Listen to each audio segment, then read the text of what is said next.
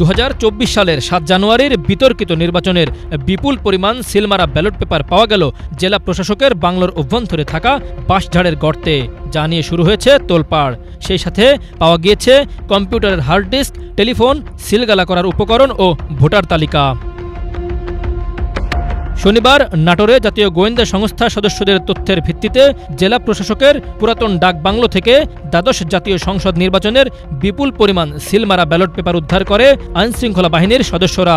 নাটোর 1 লালপুর বাগাতিপাড়া আসনের নির্বাচনের বিভিন্ন প্রার্থীর প্রতীকে সিলমারা আনুমানিক 100 বস্তা ব্যালটগুলো উদ্ধার করা হয়।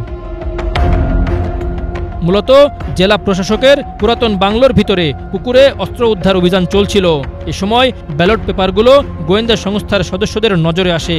ব্যালট পেপার ও অন্যান্য ডিভাইসগুলো কিভাবে এখানে এলো তার ব্যাখ্যা দিয়েছেন ডেপুটি কালেক্টর রাশেদুল ইসলাম।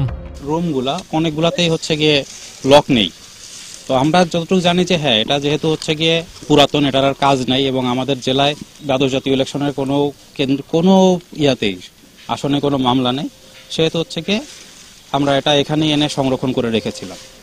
এখন পরবর্তীতে কে বা কারা এটা সরিয়েছে এবং মাটির মধ্যে ফেলে রেখেছে এটা আসলে আমার ঠিক জানা নেই। হ্যাঁ, পুরো বস্তাই খুলে কেউ ফেলে দিয়েছে।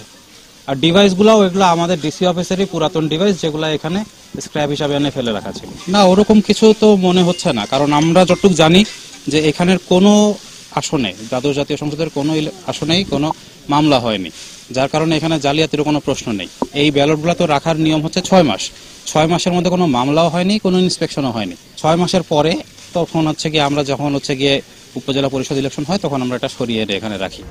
বিতর্কিত ওই নির্বাচনে টানা 4র্থ মেয়াদে সরকার গঠনের মাত্র 7 মাসের মাথায় ছাত্র জনতার অভ্যুত্থানে পতন ঘটে আওয়ামী লীগের। দেশ ছেড়ে পালিয়ে ভারতের দিল্লিতে গিয়ে আশ্রয় নেন স্বৈরাচার Sheikh Hasina. Bangla vision news desk.